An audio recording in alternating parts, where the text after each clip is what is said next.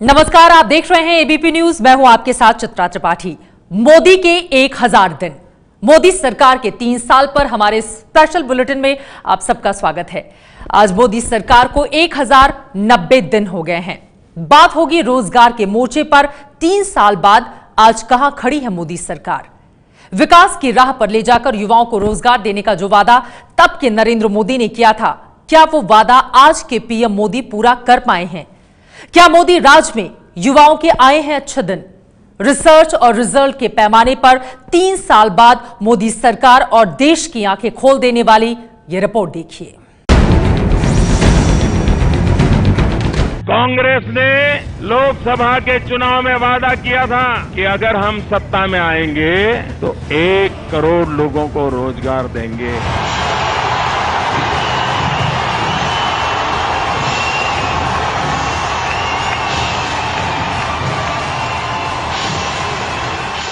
वादा किया था, पूरी ताकत से बोलो, वादा किया था। कांग्रेस ने वादा किया था।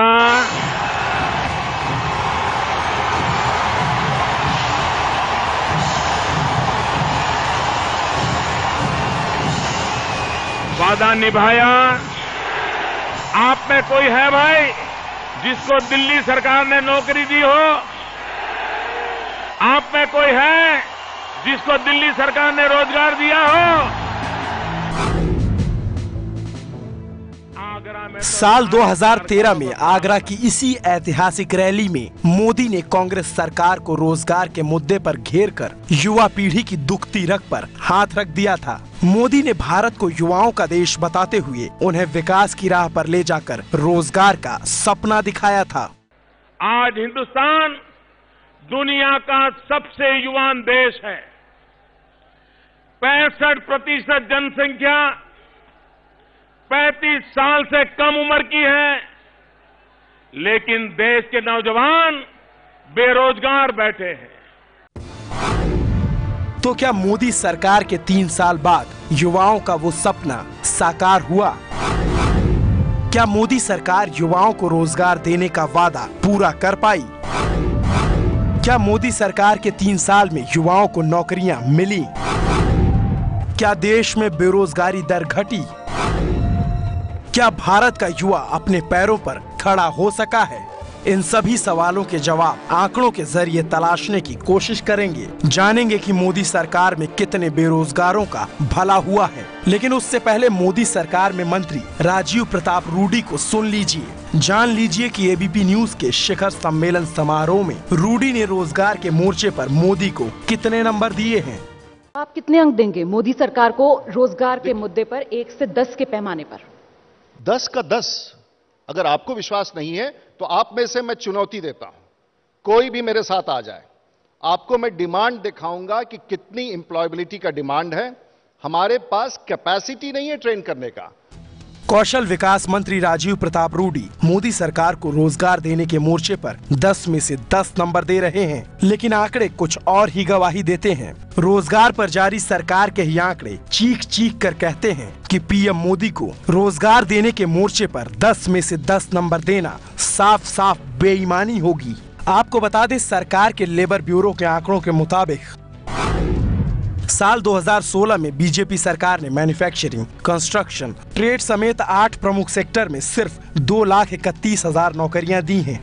साल 2015 में यह आंकड़ा इससे भी कम था। 2015 में सिर्फ 1,55,000 लोगों को ही नौकरियां मिली, जबकि साल 2014 में 4,21,000 लोगों को नौकरी मिली थी। मोदी सरकार के तीनों साल के आंकड़ों को जोड़ दिया जाए तो अब तक सिर्फ और सिर्फ 9,97,000 नौकरियां दी गई हैं।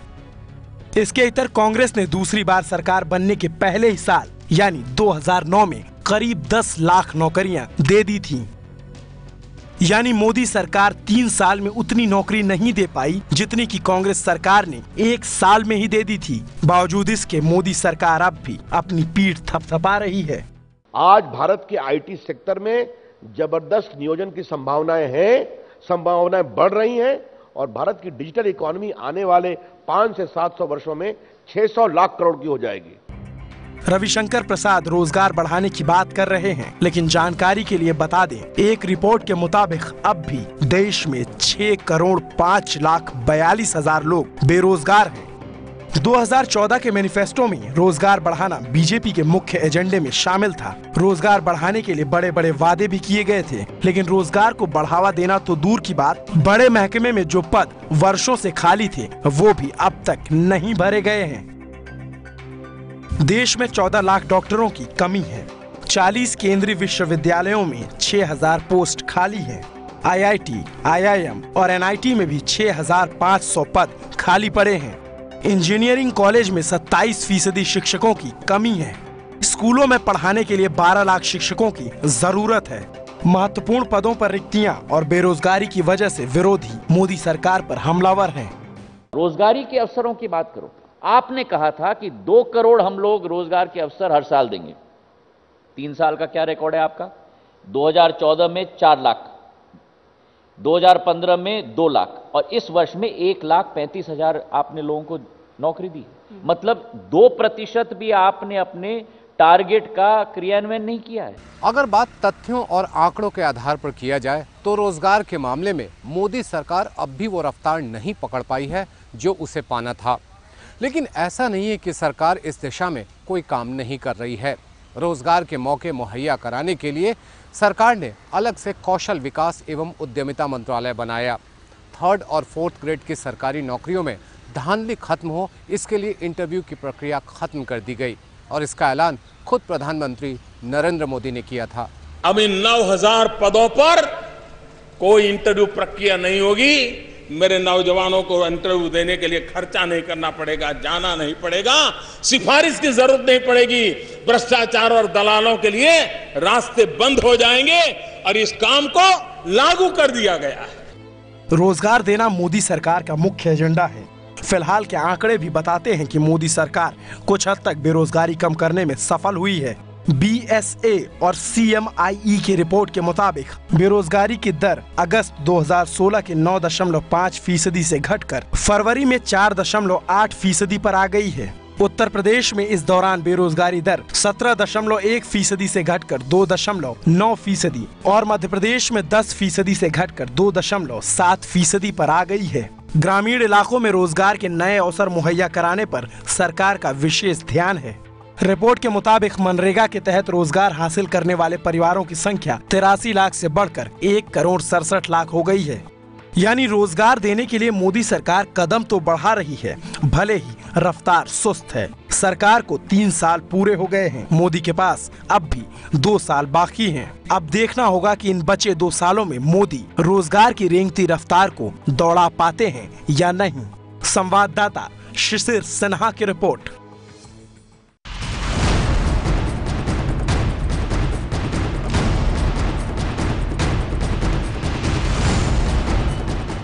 तो देखा आपने, रोजगार की कसौटी पर मोदी सरकार अब तक उतनी खरी नहीं उतर पाई है। अभी आपने रोजगार के मुद्दे पर सरकार और विपक्ष की दलीलें सुनी। अब देखिए क्या कहता है इंडिया, वो इंडिया जो युवाओं का है, वो युवा जिसके दम पर प्रधानमंत्री नरेंद्र मोदी दुनिया भर में देश का खम ठोकते हैं। क्या उस युवा को नौकरी मिली?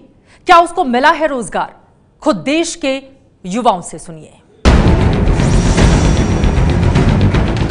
पूरे विश्व को 2020 तक करोड़ों करोड़ों लोगों की जरूरत है।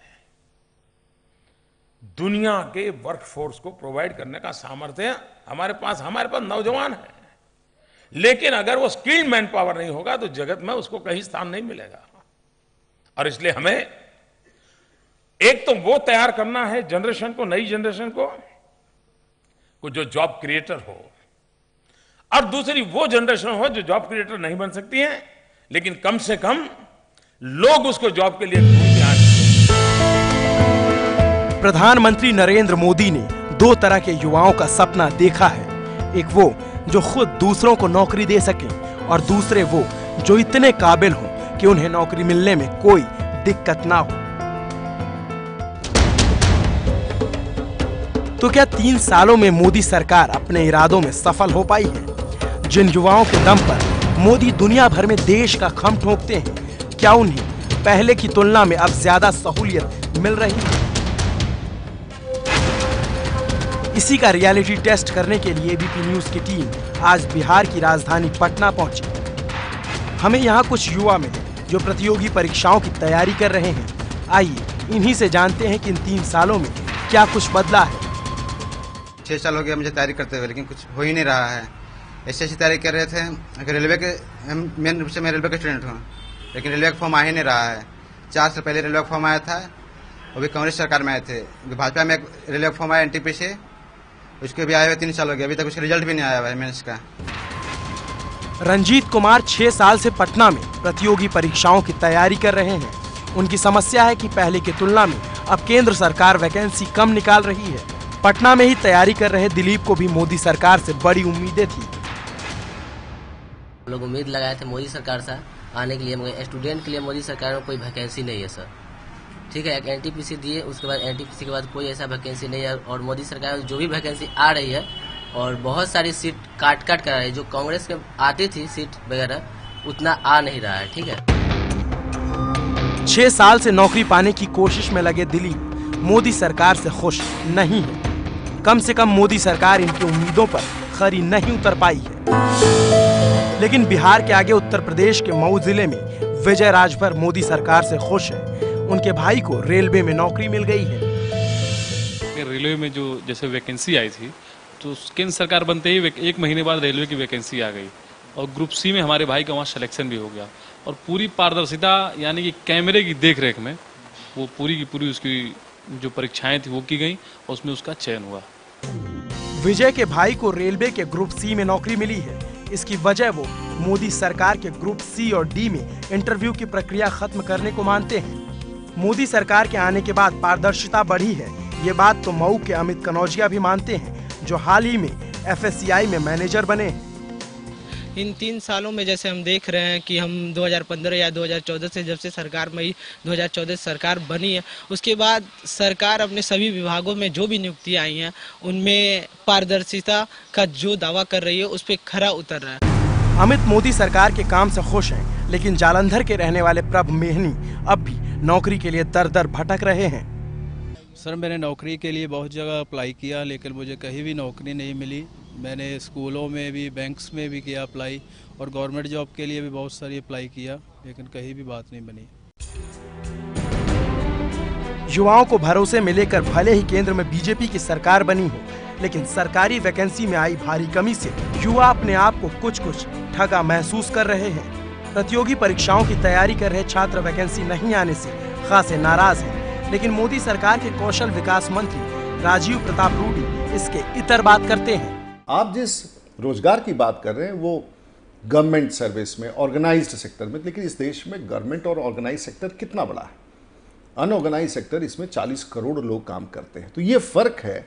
इसलिए आंकड़ों पर जिन लोगों को आप रोजगार के लिए ढूंढ रहे हैं उससे बड़ी तादाद में हम अपने यहाँ प्रशिक्षण करके लोगों को रोजगार तक पहुंचा रहे हैं। रूडी का कहना है कि सरकार के सेक्टर में नौकरियां कम हैं, युवाओं को प्राइवेट सेक्टर में ज्यादा ध्यान देना चाहिए। वैसे ये बात भी सही है कि मोदी सरकार में पारदर्शिता बढ़ने से IT, मैन्युफैक्चरिंग, कंस्ट्रक्शन, ई-कॉमर्स समेत तमाम क्षेत्रों में युवाओं के लिए अवसर बढ़े हैं।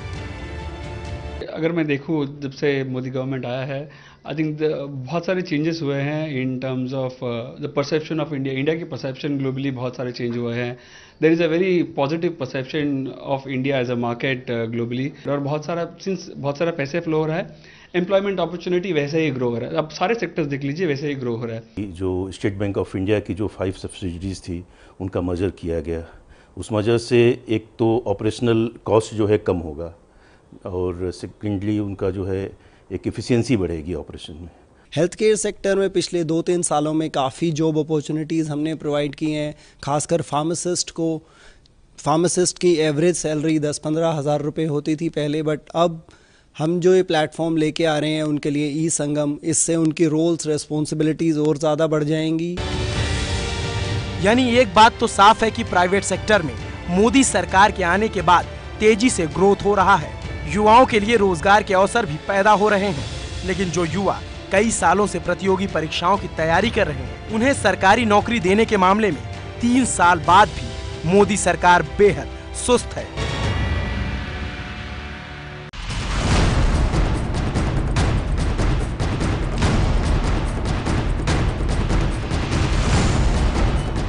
ये है एबीपी न्यूज, आपको रखे आगे।